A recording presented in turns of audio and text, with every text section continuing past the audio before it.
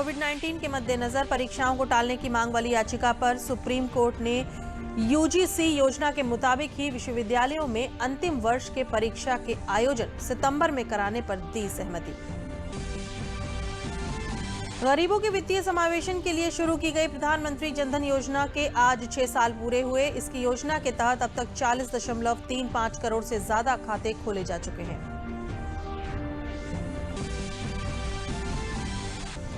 Japan के प्रधानमंत्री Shinzo Abe ने अपने पद से दिया इस्तीफा। सितंबर 2021 तक उनका कार्यकाल था, लेकिन उससे पहले स्वास्थ्य संबंधी कारणों से उन्होंने अपने पद से हटने का किया फैसला।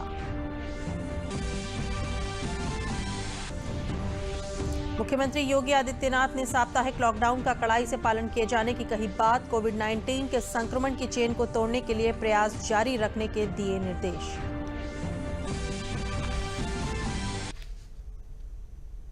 नमस्कार, मैं हूं अलका सिंह और अब समाचार विस्तार से। कोविड के मद्देनजर इस साल कॉलेज की परीक्षाओं को टालने की मांग वाली याचिका पर सुप्रीम कोर्ट ने यूजीसी की योजना के मुताबिक ही विश्वविद्यालयों में अंतिम वर्ष की परीक्षा के आयोजन सितंबर में कराने पर सहमति व्यक्त की है। सुप्रीम कोर्ट ने 30 सितंबर तक परीक्षा कराने की यूजीसी के सर्कुलर को सही ठहराया है। सुप्रीम कोर्ट ने कहा है कि राज्य सरकारें यूजीसी की अनुमति बिना छात्र को प्रमोट नहीं कर सकती। जिन राज्यों को कोरोना संकट काल में परीक्षा कराने में दिक्कत है, वो यूजीसी के पास परीक्षा टालने के लिए एप्लीकेशन दे सकते हैं। गौरतलब है कि इस मामले में सुप्रीम कोर्ट ने विश्वविद्यालयों और अन्य उच्च शिक्षा संस्थानों में स्नातक और स्नातकोत्तर पाठ्यक्रमों के अंतिम वर्ष या सेमेस्टर की परीक्षाओं को 30 सितंबर तक करा लेने की यूजीसी द्वारा 6 जुलाई को जारी निर्देशों को चुनौती देने वाली याचिकाओं पर 18 अगस्त को सुनवाई पूरी कर फैसला सुरक्षित रख लिया था।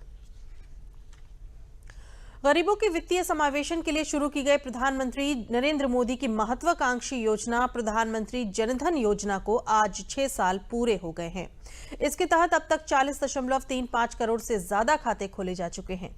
इस योजना के तहत खोले गए कुल खातों में 63.6% ग्रामीण इलाकों में खोले गए हैं। वहीं 55.2% खाता धारक महिलाएं हैं। इस मौके पर प्रधानमंत्री नरेंद्र मोदी ने ट्वीट कर कहा कि प्रधानमंत्री जनधन योजना की बदौलत कई परिवारों का भविष्य सुरक्षित हो गया है। ज्यादातर लाभार्थी ग्रामीण इलाकों से हैं और महिलाएं हैं। मैं उन सभी की भी सराहना करता हूं जिन्होंने पीएमजेवीआई को सफल बनाने के लिए अथक प्रयास किया है। सूचना एवं प्रसारण मंत्री प्रकाश जावड़ेकर ने जनधन योजना की 6ठी वर्षगांठ के अवसर पर कहा कि इस योजना के अंतर्गत बैंक खाता धारकों की 63% संख्या उन लोगों की है जो ग्रामीण परिवेश से आते हैं। एक ट्वीट संदेश में प्रकाश जावड़ेकर ने कहा कि इस योजना के शुरू होने से लेकर अब तक 40 करोड़ से भी ज्यादा बैंक खाते खोले गए हैं। बलरामपुर में प्रधानमंत्री जनधन योजना महिलाओं के लिए वरदान साबित हुई है, जो बैंक खातों के अभाव में सरकारी योजनाओं के लाभ से वंचित हो जाती थीं। जिले में 4,61,866 खाते प्रधानमंत्री जनधन योजना के अंतर्गत खुले हैं, जिनमें 2,52,740 महिलाओं के खाते हैं जो पुरुषों से अधिक हैं, जिनमें उन्हें विभिन्न सरकारी योजनाओं का लाभ मिल रहा है। जिले में महिलाओं को प्रधानमंत्री जनधन योजना के 2,30,000 से अधिक एक्टिव खातों में प्रधानमंत्री गरीब कल्याण योजना के अंतर्गत विभिन्न सहायता भेजी गई। इन खातों में 500 रुपए प्रतिमाह के अलावा उज्ज्वला योजना, गैस सब्सिडी, प्रधानमंत्री मातृत्व वंदना योजना के अंतर्गत लाभ भी महिलाओं के खाते में मिले हैं। लीड बैंक मैनेजर ने बताया कि 6 वर्ष पूर्व सरकार द्वारा महिलाओं को चूल्हे चौके से छोड़कर बैंक लाने की योजना जनधन खातों के द्वारा साकार। हमारा नाम गुड़िया है। हमारे जनधन खाता में पैसा आवा और सरकार हमें गल्ला भी दी थी और वही पैसा जनधन खाता में आवा जो उठाए के हम गैस लिहन और जियन खायन और सरकार बहुत मदद दिए थी। हमारा नाम सरोज है, कलवारी रहित है।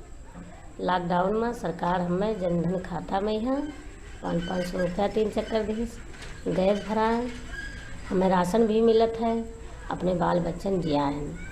3 महीना में 1500 रुपया दी से 500 रुपया महीना हमार गरीबन के खर्चा चला है। लॉकडाउन में बड़ी परेशानी रहा तो हमार खर्चा चला है। किसानन वाला पायन है। पैसे को हम लोग वापरा, बच्चों को वापराया, उन्हें बच्चों को खिलाया। वो नहीं देता तो सरकार नहीं देता तो हम लोग को भूखा होने की नौबत आ गई थी। जनपद बलरामपुर में महिलाओं के प्रधानमंत्री जनधन योजना में कुल खाते 2,52,740 खाते हैं, जिनमें लगभग 2,30,000 खाते एक्टिव अकाउंट्स हैं और प्रधानमंत्री गरीब कल्याण योजना के अंतर्गत जो 500 रुपये की 3 किस्तें सरकार ने भेजी हैं, उसमें इन महिलाओं के खातों में हमारे जनपद में 34 करोड़ 50 लाख रुपए की राशि आई है। इन जनधन खातों में उज्ज्वला स्कीम की सब्सिडी, प्रधानमंत्री किसान सम्मान निधि का पैसा भी आ रहा है। मोदी सरकार के फाइनेंशियल इंक्लूजन प्रोग्राम प्रधानमंत्री जनधन योजना के तहत कानपुर देहात जिले में 6 लाख से अधिक बैंक खाते खोले जा चुके हैं। योजना की शुरुआत 6 साल पहले की गई थी और इन खातों में जमा राशि 3.50 करोड़ रुपए से अधिक हो गई है। जनधन खाता धारकों में जिले में 50% से अधिक महिलाएं हैं और सरकार ने प्रधानमंत्री गरीब कल्याण योजना के तहत कोविड-19 संकट में गरीबों को मदद देने के वास्ते 3 समान मासिक किस्तों में 1,500 रुपए उनके खाते में डाले हैं। सरकार ने 26 मार्च 2020 को जनधन खाता धारकों के खाते में अप्रैल से 3 महीने तक हर महीने 500 रुपए की सहायता राशि पहुंचाने की घोषणा की। जनधन बैंक खातों के जरिए लोगों को मिलने वाले सरकारी लाभों को भी सीधे लाभार्थी के बैंक खाते में डालने की सुविधा उपलब्ध कराई गई है। कानपुर देहात जनपद में जनधन खाते की योजना माननीय प्रधानमंत्री द्वारा चलाई गई थी, उसमें हमारे जनपद में 6 लाख से ज़्यादा खाते खोले जा चुके हैं। ये बहुत महत्वाकांक्षी योजना रही है माननीय प्रधानमंत्री जी की, जो गरीबों के लिए निःशुल्क और जीरो बैलेंस पे खाते खोले गए थे। इसमें लोगों को बहुत लाभ मिला है। अभी माननीय प्रधानमंत्री जी द्वारा कोरोना काल में हमारे जनपद में लगभग 350 करोड़ रुपए भेजे गए हैं, जिससे लोगों को काफ़ी लाभ हुआ है। सरकार ने योजना जो चलाई है माननीय नरेंद्र मोदी जी ने, हमें जो उसमें सबसे पहले 2-2 हज़ार रुपये हमारे खाते पे आए जो पीएम किसान के, और दूसरी योजना जो है वो हमारा उज्ज्वला जो गैस सिलेंडर हमें मिले हैं, उसमें जो है 3 महीने तक हमको फ्री रुपया सिलेंडर भराने के लिए मिला। जो ये योजना प्रधानमंत्री ने चलाई थी, धन योजना 2014 में जब सरकार आई थी, तब तो नहीं लग रहा था इसका कुछ फ़ायदा मिलेगा, लेकिन कोरोना काल में जिस तरीके से इसका हमें लाभ मिला है, पैसा आया 500 रुपये, उज्ज्वला योजना का पैसा आता रहा सिलेंडर लेने के लिए और राशन के लिए पैसा दिया, अभी किसान निधि का हमारे अकाउंट में 2000 रुपया आया। तो ये सब का जो हमें लाभ मिला है इस योजना के तहत मिल पाया। पहले तो खाता ही नहीं था, एक तो खाता खुल गया, मेरा पैसा नहीं लगा उसमें, उसका भी धन्यवाद हम मोदी जी को देना चाहेंगे। और जो कोरोना काल में उन्होंने मदद की पैसा भेज के, जनधन योजना का अगर ना चल रही होती तो शायद पैसा भी हमें ना मिल पाता। जापान के प्रधानमंत्री शिंजो आबे ने अपने पद से इस्तीफा दे दिया है। इससे पहले आज अटकलें लगाई जा रही थीं कि अपने पद से इस्तीफा देंगे, लेकिन अब यह खबर पूरी तरह से पुष्ट हो गई है कि जापान के प्रधानमंत्री ने अपने पद से इस्तीफा दे दिया है। उन्होंने पहले ही इस्तीफे के संकेत दिए थे। सितंबर 2021 तक उनका कार्यकाल था, लेकिन उससे पहले स्वास्थ्य संबंधी कारणों से उन्होंने अपने पद से हटने का फैसला किया है। मुख्यमंत्री योगी आदित्यनाथ ने अनलॉक की समीक्षा की और कोविड-19 के संक्रमण की चेन को तोड़ने के लिए सभी प्रयास जारी रखने के निर्देश दिए। उन्होंने कहा कि मेडिकल टेस्टिंग, विशेष रूप से रैपिड एंटीजन टेस्ट की संख्या में वृद्धि की जाए, RT-PCR टेस्ट की संख्या भी बढ़ाई जाए और प्रदेश में प्रतिदिन 1,50,000 कुल टेस्ट सुनिश्चित करने के निर्देश दिए। साथ ही कहा कि इसके लिए आवश्यक मैनपावर की व्यवस्था की जाए। उन्होंने बताया कि सर्विलांस को बेहतर करने के साथ integrated command and control centre की व्यवस्था को सुदृढ़ किया जाए।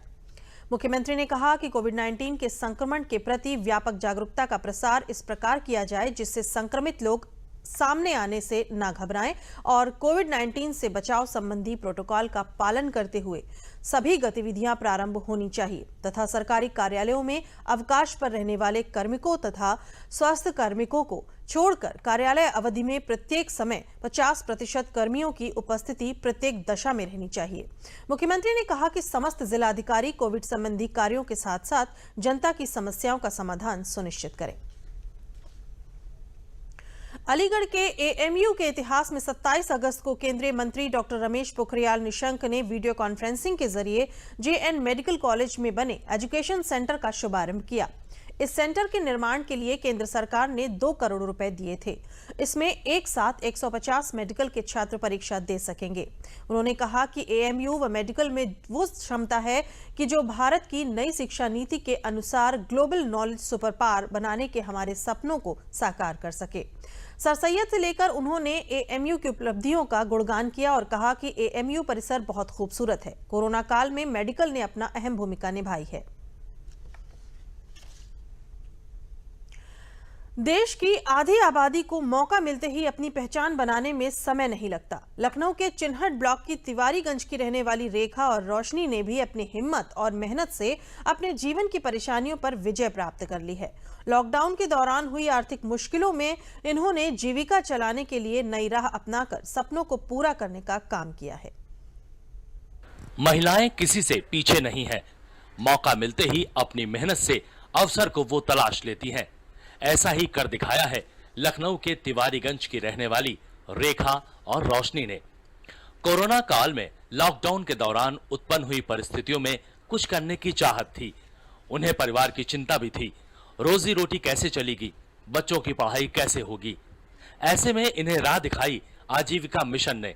जब परिवार में खाने पीने का संकट था तो इन्होंने कुछ नया करने की ठानी। सरकार की मदद से इन्होंने कैंटीन का काम शुरू किया। लेबर चौराहे पर इन लोगों ने एक ठेला लगाया और इस ठेले में छोला भटूरा, पूड़ी कचौड़ी और छोला चावल बनाकर बेचने का काम शुरू किया। बस देखते ही देखते कुछ ही दिनों में मेहनत रंग लाने लगी। सुबह से दोपहर तक ही इनका सारा सामान बिकने लगा और देखते ही देखते इस काम से हुई आमदनी से इनकी जिंदगी बदल गई। सर पहले की ज़िंदगी तो हम लोग बहुत कष्ट में गुजार रहे थे सर, लेकिन जब से हम लोग समूह से जुड़े हैं तब से लेकर आज तक हम लोग की ज़िंदगी जो है वो काफ़ी अच्छी हो गई है। और लॉकडाउन के दौरान ये था सर कि काफ़ी परेशानियों का सामना करना पड़ा, तो क्योंकि सरकार द्वारा हमें 1,10,000 आया था कि हम महिलाएं अपने पैर पे खड़े हो सकते, कुछ रोज़गार करें। तो इस महामारी के दौर में हमने सोचा कि बाकी तो भीड़ कहीं कर नहीं सकते हैं सर, लेकिन हमने इसी वजह से हमने वहाँ पर कैंटीन का काम सोचा कि हम महिलाएं ये करें। इससे हमारा मतलब रोजगार भी आगे बढ़ेगा और महिलाओं को प्रेरणा मिलेगी कि जिससे वो महिलाएं जो डर रही हैं कि हम नहीं कर सकते कुछ, वो आगे बढ़ने के लिए वो भी होंगी सर। बच्चों की अच्छी पढ़ाई और जिंदगी की लड़ाई में इन्हें नई राह तलाशने की हिम्मत दी। अब ये लोग औरों के लिए मिसाल बन रहे हैं और अपने परिवार वालों का बड़ा सहारा बन गए हैं। सर इससे ये बहुत फायदा हुआ कि सर हमारे घर परिवार की थोड़ी टेंशन कम हुई और दूसरी बात सर हमारे बच्चों की हम जिस तरह परवरिश करना चाहते थे, पढ़ाना जिस स्कूलों में चाहते थे, वो हम सर अब कर सकते हैं। सरकारी मदद ने इन्हें बड़ा सहारा दिया है।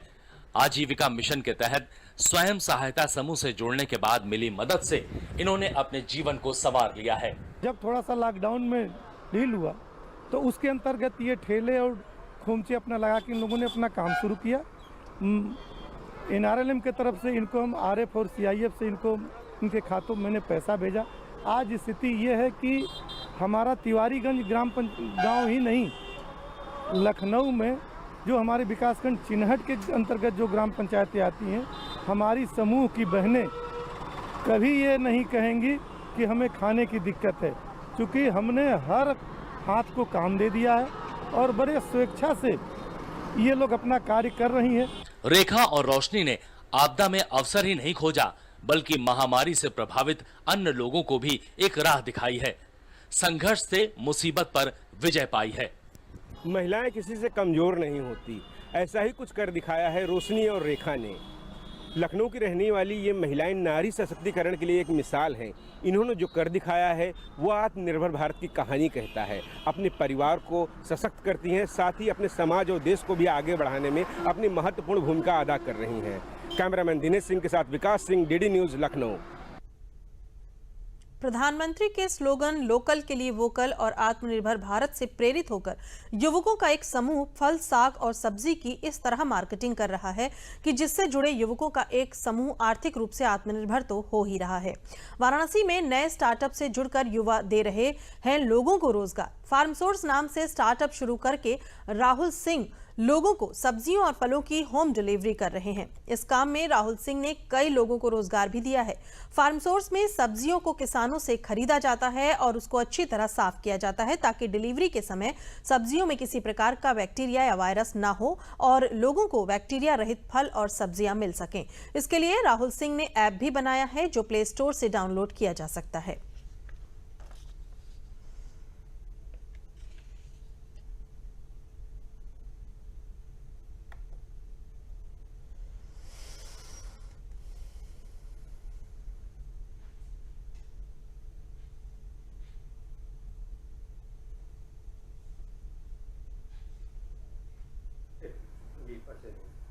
नमस्कार, मेरा नाम राहुल सिंह है और हम लोगों ने वाराणसी में एक नया स्टार्टअप चालू किया है फार्म सोर्स के नाम से।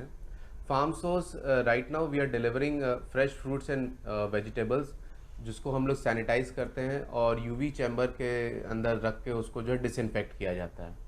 अभी फ़िलहाल हमारी टीम जो है 25 से 30 लोगों के बीच की टीम है।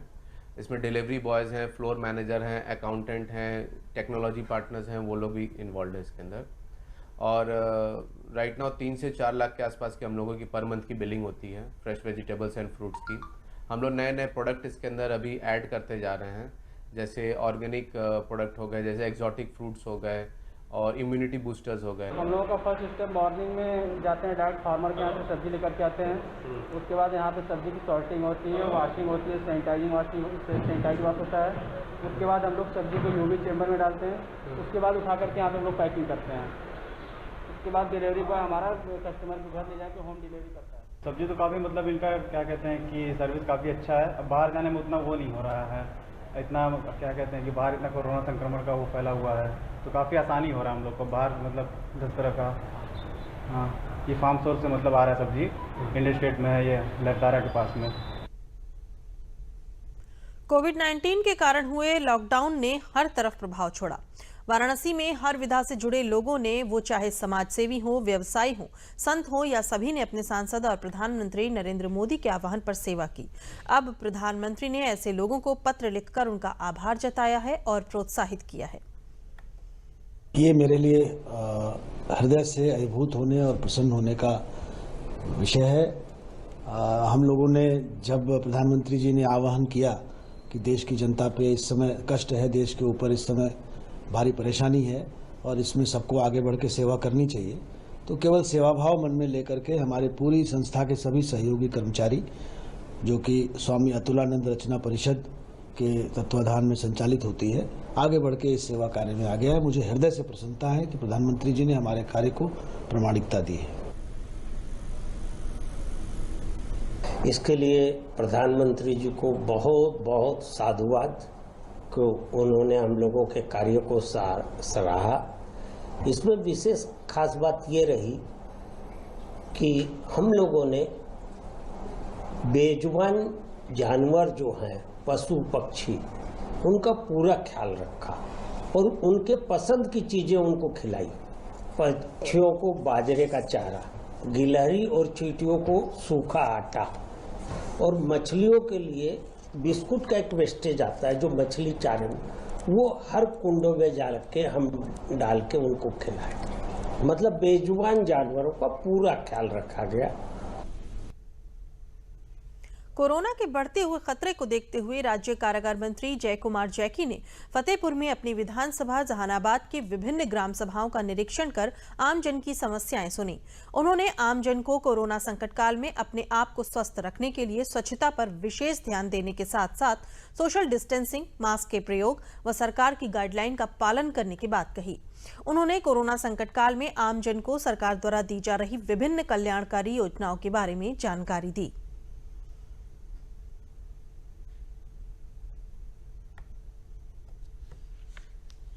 देखिए, कोरोना के समय में तो मैं यही संदेश देना चाहूँगा कि अभी इसकी कोई दवा नहीं आई है, इसलिए इसका मूल मंत्र है कि मास्क लगा के रहना है और 2 गज दूरी बना के रहना है।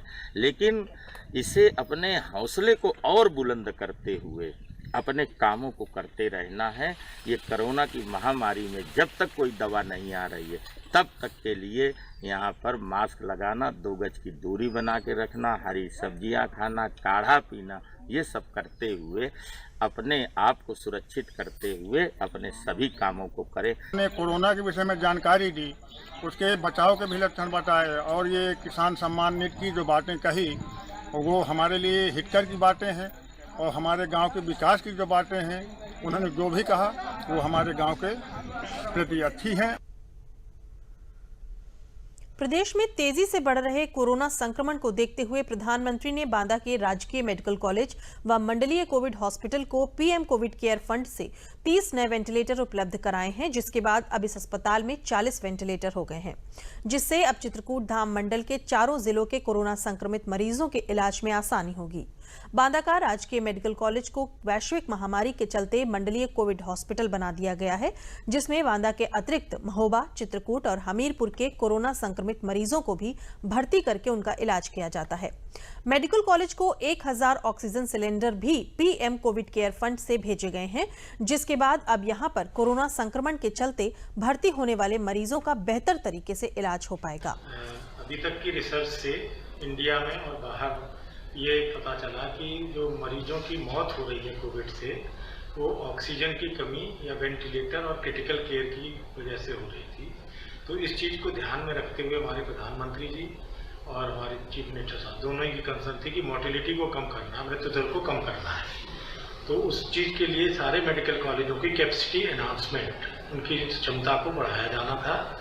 तो अभी तक जो हमारा टारगेट 200 बेड का था, उस 200 बेड का ब्रेकअप पहले था कि आइसोलेशन के बेड 165 होंगे और 30 बेड हमारे होंगे हाई डिपेंडेंसी यूनिट कहलाती थी, और 5 बेड होते थे जो एक्सक्लूसिवली इन्वेजिव वेंटिलेटर। 2 तरह के वेंटिलेटर होते हैं, एक नॉन इन्वेजिव और इन्वेजिव, और वो मरीज की किस तरह की ऑक्सीजन का रिक्वायरमेंट है, कितनी सांस ले पा रहा है, उसके हिसाब से उनको डॉक्टर यूज़ करते हैं। तो इस क्षमता को बढ़ाते हुए प्रधानमंत्री जी ने अपने प्रधानमंत्री कोविड केयर फंड से हम लोगों को पहले 10 वेंटिलेटर दिए थे और अभी 30 वेंटिलेटर संडे को भेज दिए गए, जो कि इंस्टॉल हो चुके हैं। तो हमारी इस तरह से वेंटिलेटर वाली क्षमता बढ़ गई है। जालौन में कोरोना से संक्रमित मरीजों को जिला प्रशासन द्वारा बनाए गए L1 अस्पतालों और राजकीय मेडिकल कॉलेज उरई में बेहतर उपचार मिल रहा है, जिसके चलते यहां पर कोरोना से ठीक होने वाले मरीजों की संख्या में वृद्धि हो रही है और लोग भी उन्हें मिल रहे बेहतर इलाज की तारीफ कर रहे हैं। जालौन में अभी तक लगभग 1155 मरीज कोविड-19 कोरोना से संक्रमित हो चुके हैं, जिनमें से 917 मरीज बेहतर उपचार और खान-पान के चलते ठीक होकर घर जा चुके हैं। कोरोना से जंग जीते कोरोना सर्वाइवरों का कहना है कि मुख्यमंत्री के कुशल निर्देशन में जिला प्रशासन के द्वारा जो L1 अस्पताल बनाए गए हैं, उनमें किसी भी तरह की कोई कमी नहीं। जैसे जनपद में कोरोना वायरस के जो मरीज निकल रहे थे और अभी भी जो मेडिकल कॉलेज या अन्य जो सेंटर बनाए गए हैं, मुझे लगता है कि अन्य जनपदों के सापेक्ष में यहाँ व्यवस्थाएं बहुत अच्छी हैं।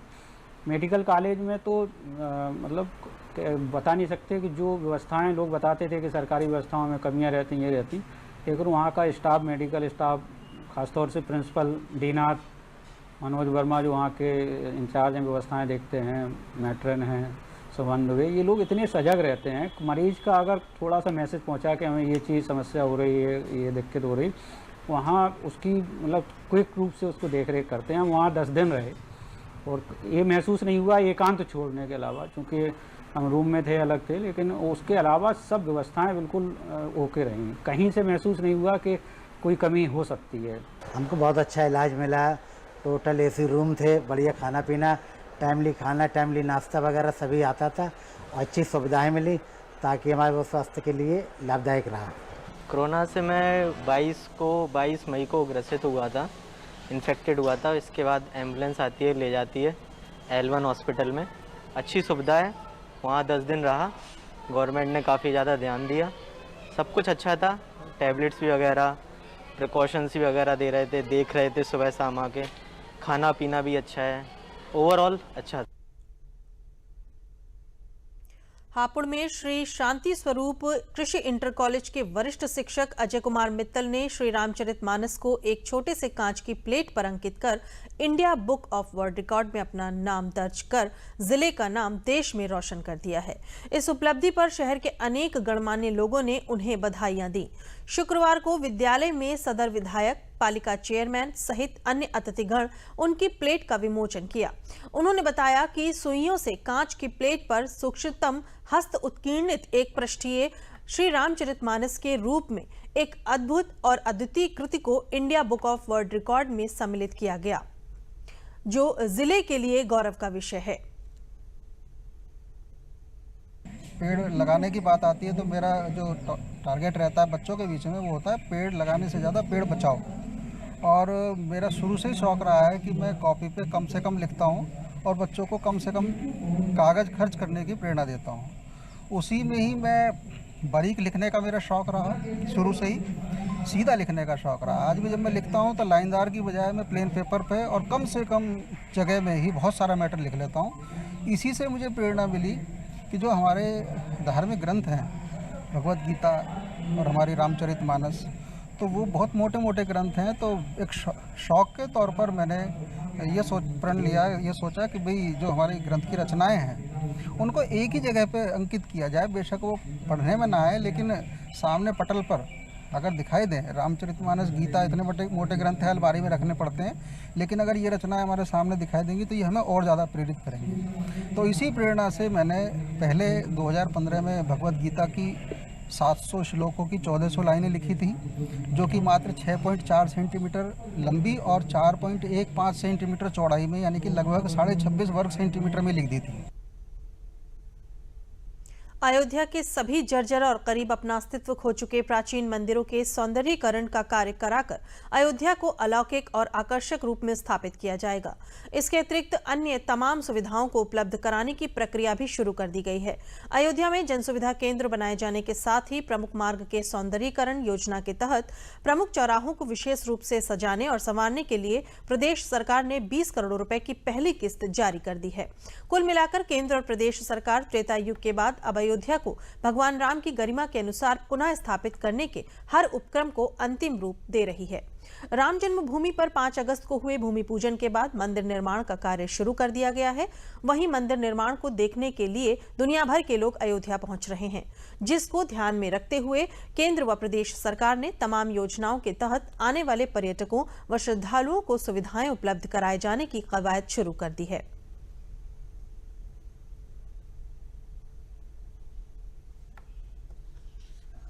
जो ऐतिहासिक और पौराणिक मंदिर हैं हमारे, उन पर पर्यटन विभाग से भी, सामाजिक सहयोग से भी और देश भर से भी लोग आए थे। अभी सूरत से एक आए थे, उन्होंने कहा कि कुछ मंदिर हम सौंदर्यीकरण करना चाहते हैं। तो जो भी ऐतिहासिक और पौराणिक होगा वो सरकार के द्वारा, सामाजिक सहयोग के द्वारा उन सबको चिन्हित करके उनका सौंदर्यीकरण कराया जाएगा। अयोध्या के सभी चौराहों को माननीय मुख्यमंत्री जी ने इसको राज्य सरकार की स्मार्ट सिटी में लिया है, उसमें 20 करोड़ रुपए अवमुक्त भी हुआ। सभी चौराहों को बहुत सुंदर बनाएंगे। भगवान राम से संबंधित वहाँ कोई न कोई मूर्ति लगेगी। इस प्रकार से हो कि अयोध्या में घुसते ही आपको एहसास हो कि रामनगरी में आ रहे हैं। इसका पूरा प्रबंध किया जाएगा। अब ये भारत सरकार की योजना है, इसमें इसको रेनोवेट करेंगे कि उसे बहुत जर्जर स्थिति में है, उसे डिमोलिश करके फिर से तैयार करेंगे। और जहाँ तक ये है कि बहुत ही एक रूपता में उन मंदिरों का सुदृढ़ीकरण होगा जिससे एक ऐतिहासिकता की पहचान बन सके। अंत में प्रमुख समाचार एक बार फिर।